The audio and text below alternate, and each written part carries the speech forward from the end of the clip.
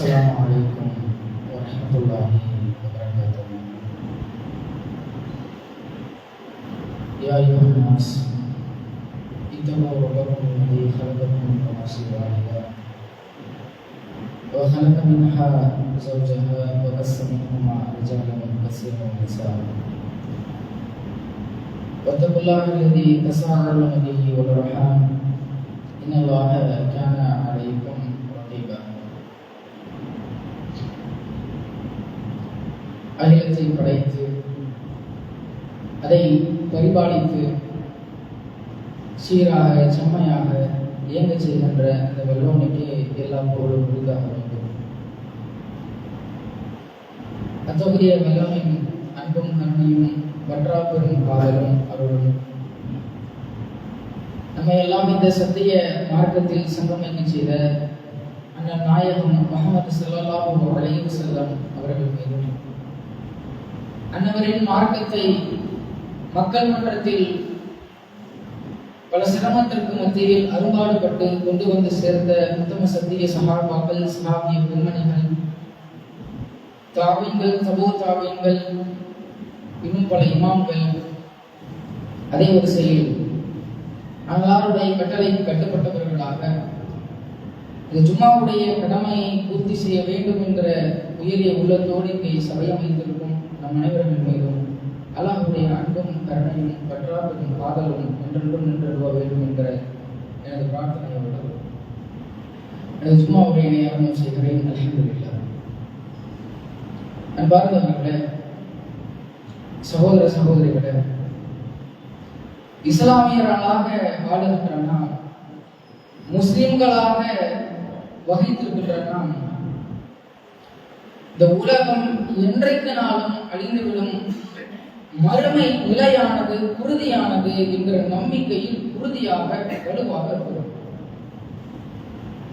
உலகத்திலிருந்து இன்றைக்கு நாளும் நம்முடைய ரூஹ் பிரிக்கப்பட போகிறது. இந்த துன்யாவுடைய வாழ்க்கை என்பது நிரந்தரம் அல்ல. நாளை மறுமை நாள் ஆகிரா, அதுதான் நமக்கு நிரந்தரமான வாழ்வு, உறுதியான வாழ்வு, மரணமே இல்லாத ஒரு வாழ்வு என்கிற நம்பிக்கை ஒவ்வொரு இஸ்லாமியர்களுடைய உள்ளத்திலேயும் வலுவாக இருக்கிறது. உலகம் தான் நிரந்தரம். உலகத்தோடு ஒருவர் மரணித்து விட்டானா என்றால் அவனுடைய நிலம் அவ்வளவுதான் முடிஞ்சு என்கிற நம்பிக்கையில் எந்த இஸ்லாமியரும் இல்லை. உலகத்தை தாண்டி மறு வாழ்வு, அந்த மறுமை வாழ்வு இருக்கிறது. இறைவன் அதை தயாரித்து வைத்திருக்கிறான் என்ற நம்பிக்கை ஒட்டுமொத்த இஸ்லாமியத்தில் இருக்கிறது. அவ்வப்பொழுது உலகத்தின் ஆசாபாசங்கள், மோகங்கள் வந்து போகும், ஆனால் இது நம்பிக்கையில் சேதமடையாது. அப்போ நாம் இந்த மறுமையை இலக்காக உறுதியாக நம்பி இருக்கிறோம். அதே நம்பிக்கையோடு அந்த மறுமை வாழ்க்கையில் நாம் வெற்றியாளர்களாக ஆக வேண்டும், மறுமையில் வெற்றி வாகை சூட வேண்டும் என்கிற வெறி கொண்ட ஒரு நம்பிக்கையும் அதற்கான ஒரு செயல்பாடையும் இந்த உலகத்திலே நாம் விதையிட வேண்டும். அன்பார்ந்தவர்களே, இந்த உலகத்தில் எந்த துறையை எடுத்துக்கொண்டாலும் வெற்றி வரும், தோல்வி வரும், சரிவு வரும், உயர்வு வரும். லாஸ் ஆகுனா ஒரு நேரத்தில் ப்ராஃபிட்டா முடியும், ஜெயிச்சவன் தோப்பான், ஜெயிப்பான், இப்படி மாறி மாறி இரண்டு நிலையிலே தான் இந்த உலக வாழ்க்கை. ஆனால் மறுமை வாழ்க்கையை எடுத்துக்கொண்டால் ஒரே சாய்ஸ், ஜெயிக்கணும், வெற்றி பெறணும், வெற்றியாளர்களாக மாத்திரம்தான் இருக்க வேண்டும். தோல்வியை அடைந்து விட்டோமே ஆனால் இழிவான நிலை, வாய்ப்பு வழங்கப்படாது, அவகாசம் தரப்படாது. அந்த அவகாசம் உலக வாழ்க்கை, இந்த துன்யா, இந்த துன்யாவுல இருக்கும் பொழுது மறுமைக்காக என்ன உரம் போட்டோம், என்ன விதையிட்டோம், அதனால மறுமை நாள்ல வெற்றியாளர்களா தோல்வியாளர்களா என்கிற பட்டியலில் முடிவு செய்யும் பொழுது நாம் காண்போம். அன்பார்ந்தவர்களே, அத்தகைய மறுமை நாளில் கடுமையான ஒரு நெருக்கடியான ஒரு நாள், அந்த நாளில் வெற்றியாளர்களாக நாம் ஆக வேண்டும் என்றால், வெற்றியாளர்கள் என்றால் என்ன? சுவன வாகை சொல்வது, சுவனத்திற்கு நுழைவது, இறைவன் கண்குளிர்ச்சியாக தயாரித்து வைத்திருக்கின்ற அந்த சொர்க்கத்தில் நுழைவது, அந்த தாரகத்தில் தடம் பதிப்பது, எந்த கண்ணும் பார்த்திடாத, எந்த மனிதனுடைய உள்ளமும் சிந்தித்திராத பிரமிக்க வைக்கக்கூடிய சுவனம், சுவனத்தை அடைவது வெற்றியாளர். அந்த வெற்றியாளருக்கான செயலை, வழிமுறைகளை நபிகள் நாயகம் ஸல்லல்லாஹு அலைஹி வஸல்லம் அவர்கள் பல முறைகளில் இதை கூறியிருக்கிறார்கள். அதில் ஒன்றாக நபிகள் நாயகம் ஸல்லல்லாஹு அலைஹி வஸல்லம் அவர்கள் தன் முன்னுரையில் அறிவிக்கிறார்கள், "கத அஃலஹ மன் அஸ்லம் வ ருஸிக கஃபாஃபன் வ கஅன்ன அல்லாஹு பிமா ஆதாஹு." இஸ்லாத்தை ஏற்ற ஒரு நபர், தனக்கென இறைவன் ஒரு வாழ்வாதாரத்தை வழங்கியிருக்கிறான். அந்த நபருக்கு இஸ்லாத்தை ஏற்றிருக்கிறாரு, அவருக்கு ஒரு வாழ்வாதாரத்தை இறைவன் கொடுத்திருக்கிறான். அந்த வாழ்வாதாரத்துல அல்ஹம்துலில்லாஹ் போதும் இருக்கிறார். இறைவன் என்னை நிறைவோடு வைத்திருக்கிறான், நல்ல முறையில் வைத்திருக்கிறான் என்ற மன திருப்தியோடு இருக்கிறார். ஒவ்வொரு நபருக்கும் இறைவன் ஒவ்வொரு வாழ்வாதாரத்தை வழங்கியிருக்கிறாங்க. அந்த வாழ்வாதாரத்தில், அந்த நிலையில் இறைவன் என்னை நல்ல முறையில் வைத்திருக்கிறான் என்ற திருப்தி கொண்ட மனதோடு, எந்த நிலையாக இருந்தாலும் சரிதான், திருப்தி கொண்ட மனதோடு ஒருவர் இருந்தால் கத அஃலஹ வெற்றி பெற்று விட்டார். அவ்வளவு அருமையான செய்தி. நபிகள் நாயகம் ஸல்லல்லாஹு அலைஹி வஸல்லம் அவர்கள் கூறுகிறார்கள், சஹீஹ் முஸ்லிமில் பதிவு செய்யப்பட்டது. அன்பார்ந்தவர்களே, சிந்தித்து பாருங்கள், எல்லாரையும் இறைவன் ஒரே நிலையிலே வைத்திருக்கிறானா? ஒரே தராசிலே வைத்திருக்கிறானா? ஒரு ரொம்ப ஏழ்மையா இருப்பாரு, நடுத்தரவாதியா இருப்பாரு, இன்னும் செல்வந்தராக இருப்பாரு, அந்த மிடில் கிளாஸ்லயும் upper middle class, lower middle class, அந்த ஒரு தகுதியிலேயே பல பிரிவுகள் இருக்கிறது. இப்படி எவ்வளவு படித்தரத்துல இறைவன் வச்சிருக்கிறான் ஒவ்வொரு ஆளையும். எந்த நிலையாக இருந்தாலும் சரி, எவ்வளவு கீழ் நிலையாக இருந்தாலும், மேல் நிலையாக இருந்தாலும், நடுநிலையாக இருந்தாலும், எல்லா நிலையிலும் இறைவா என்னை நீ நல்ல நிலையில் வைத்திருக்கிறாய், அல்ஹம்துலில்லாஹ், இறைவனுக்கே எல்லா புகழும் என்று இருந்தால் கத் அஃலஹ, அவர் வெற்றி பெற்று விட்டார். நபிகள் நாயகம் ஸல்லல்லாஹு அலைஹி வஸல்லம் அவர்கள் கூறுவதை பார்க்கிறோம். அன்பார்ந்தவர்களே, சிந்தியுங்கள். இந்த பக்குவம், இந்த பண்பு நம்மிடத்தில் இருக்கிறதா? போதும் என்ற மனம் கொண்டவர்களாக இருக்கிறோமா? இறைவன் நமக்கு வழங்கிய வாழ்க்கையில், வாழ்வாதாரத்தில், குடும்பத்தில், பொருளாதார விஷயத்தில், தொழில் விஷயத்தில், எல்லா விஷயத்திலையும் போதும் அப்படின்னு இருக்கிறோமா? இந்த மனப்பான்மை பக்குவத்தோடு இருக்கிறோமா? இல்லை என்பதுதான் முக்கியம். எப்படி புரிய வைக்கலாம்? பெரிய பெரிய உதாரணத்தெல்லாம் சொல்லி சுத்தி வந்து புரிய வைக்கணும்னா இல்ல, நம்முடைய நடைமுறை வாழ்க்கையிலே இலகுவாக அதை புரிஞ்சுக்கலாம். நீ எத்தனையோ புலம்பலை கேட்கிறோம், எத்தனையோ புலம்பல்களை கேட்கிறோம். மாசமான 20,000 ரூபாய் சம்பளம், இல்லைன்னா 15,000 ரூபாய் சம்பளம், அவ்வளவுதான், அதை விட்டு தாண்ட மாட்டேங்குது. இந்த சம்பாதிக்கக்கூடிய சம்பாத்தியம் என்பது என்னுடைய குடும்பத்துடைய அத்தியாவசிய தேவைக்கு பூர்த்தி ஆகிவிடுகிறது. தொழில் நடத்துறேன், அதிலிருந்து வரக்கூடிய வருமானம் அத்தியாவசிய தேவைக்கு பூர்த்தி ஆகிவிடுகிறது.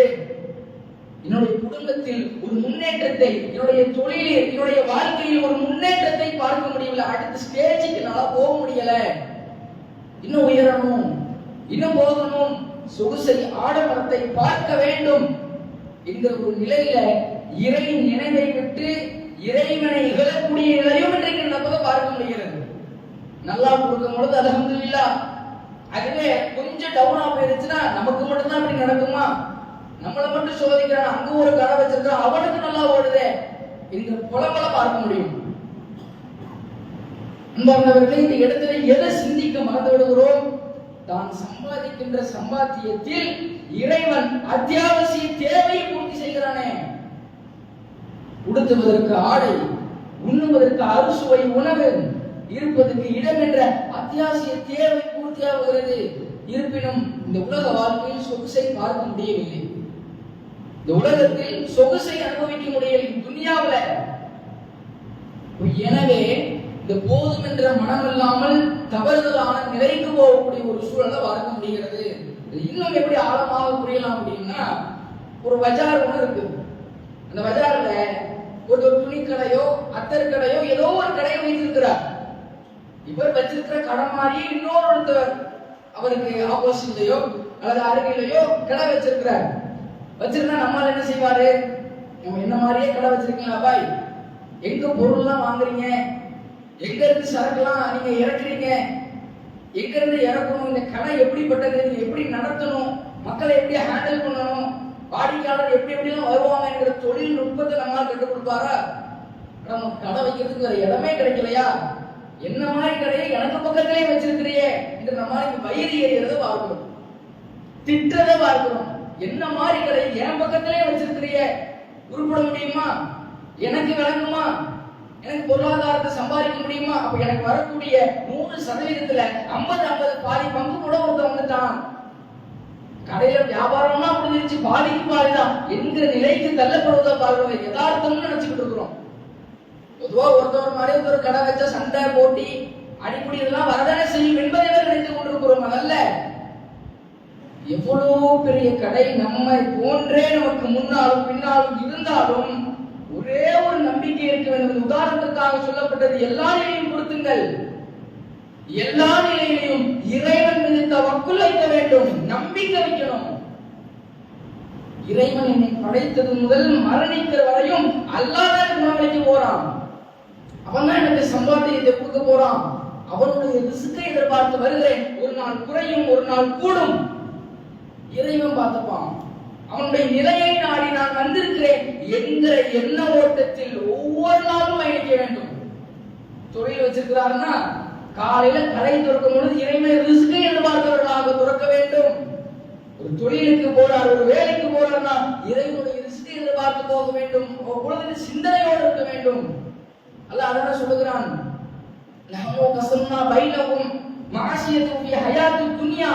இந்த உலக வாழ்க்கையில் எல்லா பொருளாதாரத்தையும் உலக வாழ்க்கைக்கான தேவையை நாம் அவர்களுக்கு மத்தியில் பங்கிட்டு கொடுக்கிறோம் என்று இறைவன் கூறுகிறான். நாம தான் எல்லாத்தையும் அவங்களுக்கு கொடுக்கிறோம்.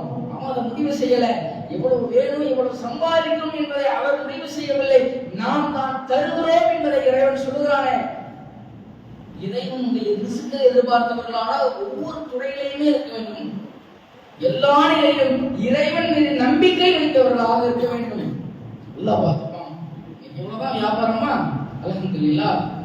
இன்னைக்கு இந்த வேலை தான் கிடைச்சதா, அல்ஹம்துலில்லாஹ். அல்லாஹ் போதுமானவன். அல்லாஹ் நம்ம நல்ல நிலைக்கு கொண்டு வருவான், நல்ல நிலையில வச்சிருக்கிறான் என்கிற ஒரு தவக்கலோடு, ஒரு நம்பிக்கையோடு இருக்க வேண்டும். நபிகள் நாயகம் ஸல்லல்லாஹு அலைஹி வஸல்லம் அவர்கள் இந்த நம்பிக்கைக்கு அழகான ஒரு உதாரணத்தை சொல்றாங்க பாருங்க. நபிகளார் கூறுகிறார்கள், லவ் அன்னக்கும் ததவக்கலூன அலல்லாஹி ஹக்க தவக்குலின், அல்லாஹ்வின் மீது நம்பிக்கை, ஹக்க தவக்குலின் நம்பிக்கை வைக்கின்ற முறைப்படி நம்பிக்கை வச்சு இறைவன் மீது ஆழமான நம்பிக்கையில் நீங்கள் இருந்தீர்களே ஆனால் லரஸகக்கும் கமா யர்ஸுகுத்தை, ஒரு பறவை எப்படி உணவு வழங்கப்படுகிறதோ அதே போன்று நீங்களும் ரிஸ்க் வழங்கப்படுவீர்கள். நபிகளார் இந்த அழகா அடுத்தடுத்த வாசகத்துல உணர்த்துறாங்க.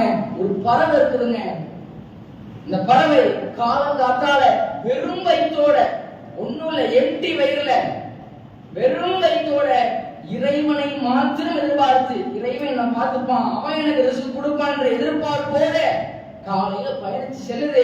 திரும்ப அது ரிட்டர்ன் வரும்போது அதனுடைய வயிற்றை இறைவன் நிரப்பி அனுப்புகிறான். இந்த நம்பிக்கை இருக்க வேண்டும். கையில ஒண்ணுமே கிடையாது, எதுவுமே இல்லை, ஒன்னே ஒண்ணு இருக்குது, இறைவனுடைய நம்பிக்கை இடத்தில் இருக்கிறது.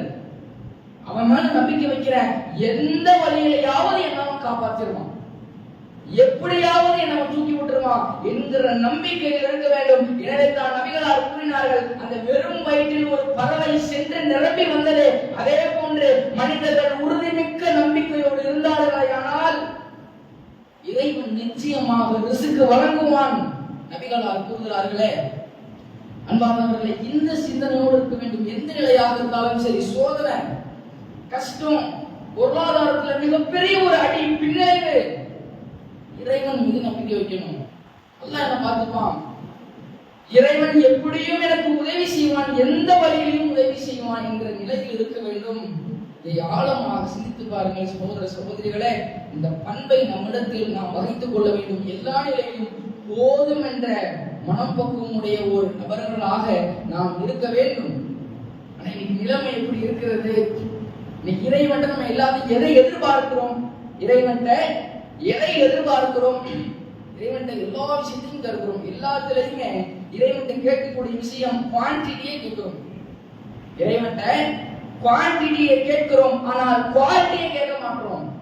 அளவை கேட்கிறோம். இறைவா எனக்கு அது நிரம்ப கூட, இது நிரம்ப கூட, இது முழுக்க கூட, அது முழுக்க கூட அப்படின்னு கேட்கிறோம். எனக்கு இவ்வளவு கொடுத்தாலும் தரமானதாக கொடு. உன்னுடைய அபிவிருத்தியை, உன்னுடைய பரக்கத்தை புகுத்தி கொடு. உன்னுடைய திருப்தியை அதில் நுழைத்து கொடு. சந்தோஷமானதா கொடு அப்படின்னு அதனுடைய தரத்தை எதிர்பார்க்க மாட்டேங்கிறோம். அதன் அளவை மாத்திரம் எதிர்பார்க்கிறோம். இறைவனுடைய திருப்தி இருக்க வேண்டும் எல்லா விஷயத்திலையும். இறைவனுடைய பரக்கத்து இருக்க வேண்டும் எல்லா விஷயத்திலையும். பண்பாளர்களை சிந்திக்க வேண்டும். சிந்திக்க தவறி விடுகிறோம். இந்த பண்பு பெருவாரியான இஸ்லாமிய இடத்தில் தாரை பார்க்கப்படுவது இல்லாமல் இருப்பதை பார்க்கிறோம். போதும் என்ற மனம், அல்ஹம்துலில்லாஹ் என்கிற இந்த ஒரு மனம் இல்லாதவர்களை எங்கெங்கெல்லாம் போய் பார்க்கலாம்னு பாருங்க. பொதுவாகவே நலம் விசாரிப்போம். என்னவா எப்படி இருக்கிறீங்க, நல்லா இருக்கிறீங்களா, தொழிலின் ஆரம்பிச்ச தொழில நல்லா போகுதா என்று கேட்போம். முதல்ல எடுத்த உடனே சொல்லக்கூடிய வாசகம் என்ன? இது ஒரு யூனிஃபார்மாவே மாறிடுச்சு. அல்ஹம்துலில்லாஹ், அல்லாஹ்வுக்கு எல்லாம் போகும் அப்படின்னு சொல்லுவார். அல்ஹம்துலில்லாஹ் என்கிற முதல் வார்த்தை. அடுத்தடுத்த நம்ம விசாரிக்கிறோம், இந்த தொழில் எப்படி போகுது, இந்த மாதிரி போயிட்டு இருக்கு என்று சொல்லும் பொழுது அந்த நேரத்தில் தான் அவருடைய குணங்களை பார்க்க முடியும்.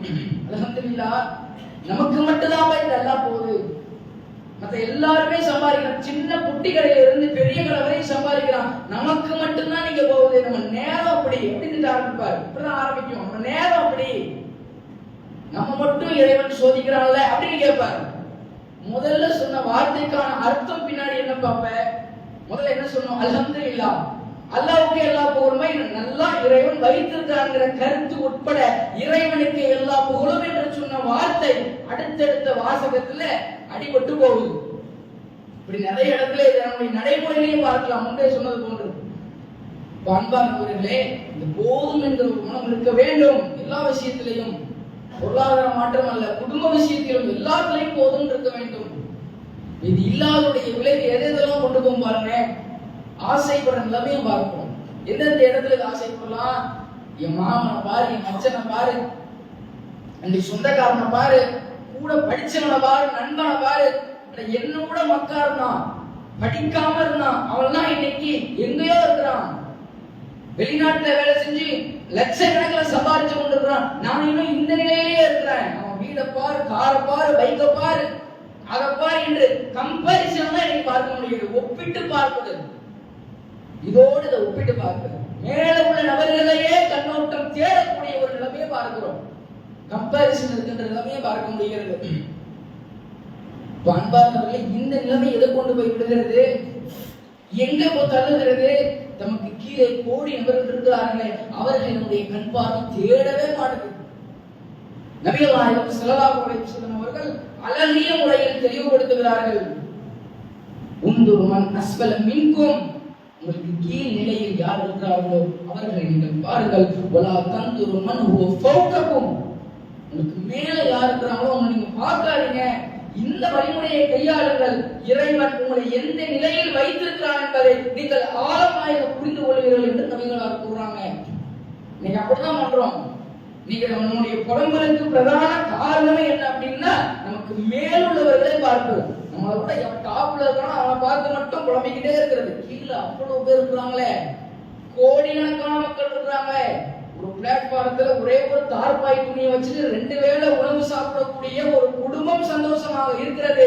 3 வேளை அறுசுவை உணவோடு அணிவதற்கு ஆடை, உண்ணுவதற்கு என்று ஏராளமான அத்தியாவசிய தேவைகள் பூர்த்தி செய்யும் மனக்குமரோடு ஒரு குடும்பமும் இருக்கிறது. கீழே அவ்வளவு பேர் இருக்கிறாங்க. வரைப்பட்டு, வேதனைப்பட்டு, அவஸ்தப்பட்டு, பசியினால மண்ணை சாப்பிடக்கூடிய காட்சியை பார்க்கிறோம். தண்ணீர் சுமந்து செல்லக்கூடிய ஒரு தண்ணி வண்டி போயிட்டு இருக்கிறது. சின்ன பிள்ளை தண்ணீர்ல உள்ள சொட்டையாவது பிடித்து குடித்து வயிறை நிரப்ப வேண்டும் என்பதற்காக அந்த வண்டி பின்னாலேயே ஓடக்கூடிய நிலைமையை பார்க்கும் தண்ணீருக்காக. இந்த நிலைமையெல்லாம் அவ்வளவு கீழே நடந்துகிட்டே இருக்குது.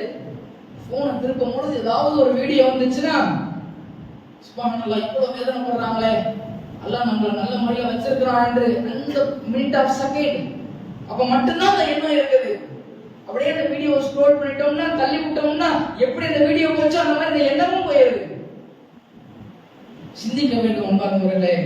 நபிகள் நாயகம் ஸல்லல்லாஹு அலைஹி வஸல்லம் அவர்கள் சொன்னார்கள், கீழே உள்ளவங்க பாருங்க, அவ்வளவு பேர் இருக்கிறாங்க, பார்த்து உங்களுடைய நிலைமையை நீங்கள் மனசு ஆறுதல் படுத்திக் கொள்ளுங்கள் என்று நபிகளார் இந்த வழிமுறை அழகான முறையில் கற்றுக் கொடுக்கிறாங்க. இந்த பண்பை நம்ம இடத்தில் வகித்துக் கொள்ள வேண்டும். போதும் இருக்கும். இது இல்லாத விளைவு எங்க கொண்டு போய் விடும்?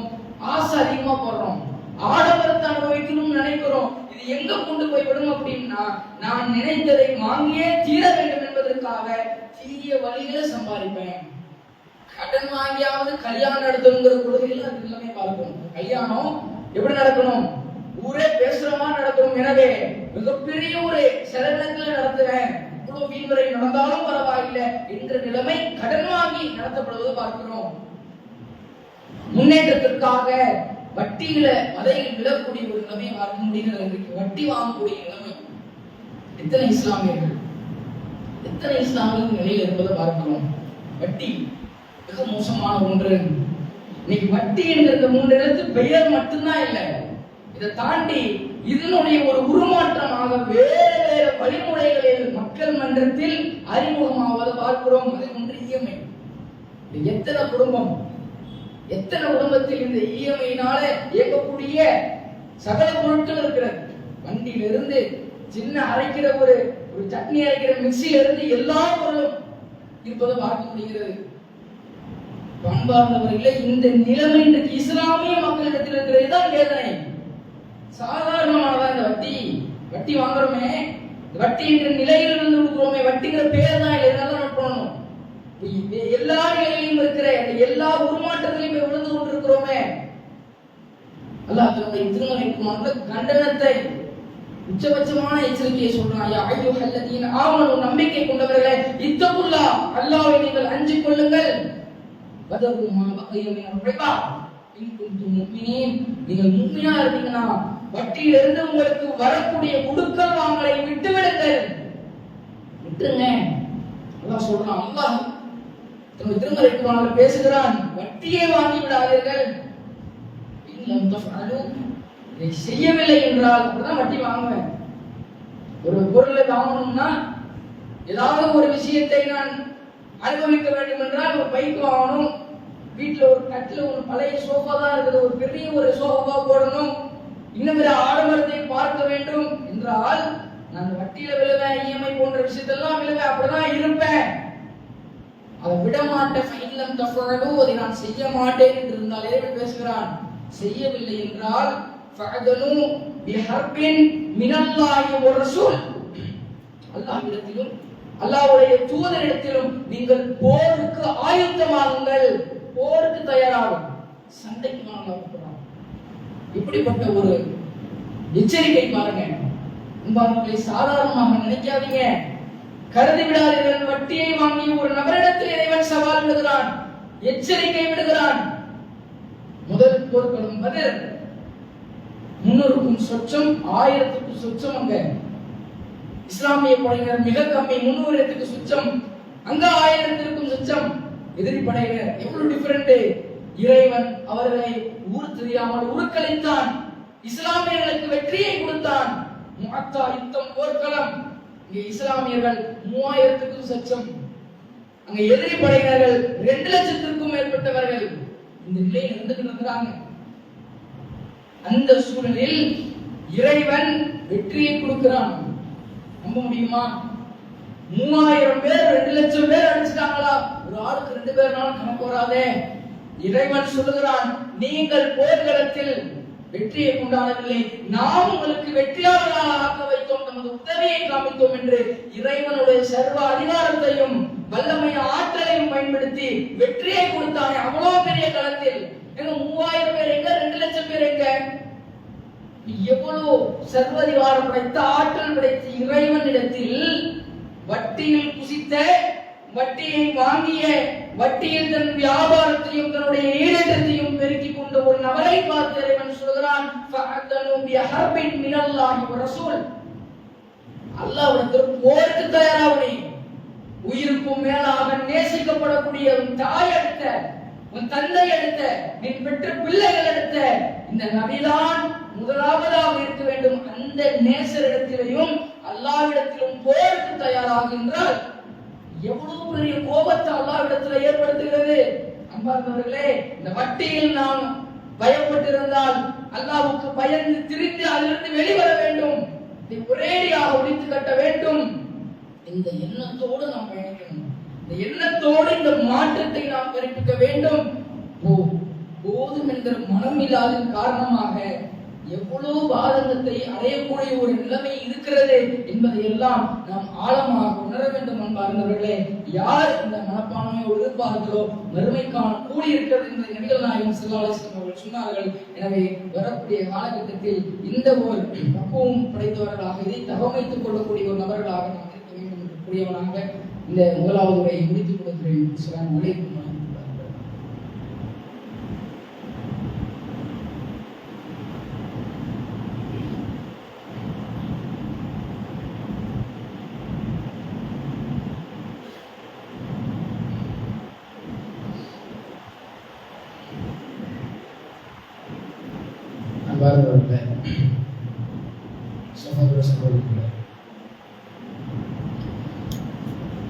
போதும் என்கிற மனம் இருப்பவர்தான் நாளை வெற்றியாளராக மறுமையில் வெற்றி வாகை சூழ என்பதையெல்லாம் நாம் பார்த்திருப்போம். அதனுடைய ஒரு தொடர்ச்சியாக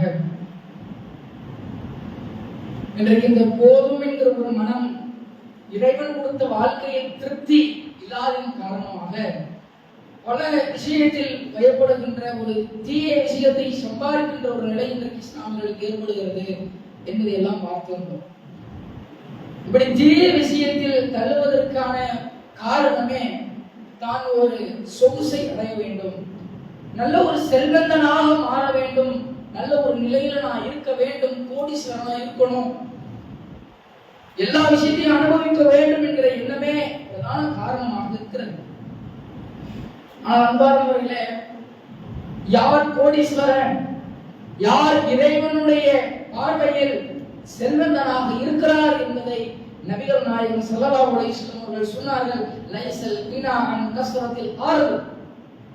செல்வத்தை கோடி கோடியா வச்சிருக்கிறான், அவ்வளோ செல்வத்தை தன்னிடத்தில் தகவமைத்துக் கொண்டிருக்கிறான், நகை இருக்கிறது, பணம் இருக்கிறது, கட்டட மாடிகள் இருக்கிறது, புகழ் இருக்கிறது, பேர் இருக்கிறது, எல்லா விதமான அதிகாரமும் இருக்கிறது, செல்வம் இருக்கிறது. அந்த ஒரு நபர் இறைவனுடைய பார்வையில் கோடீஸ்வரன் அல்ல.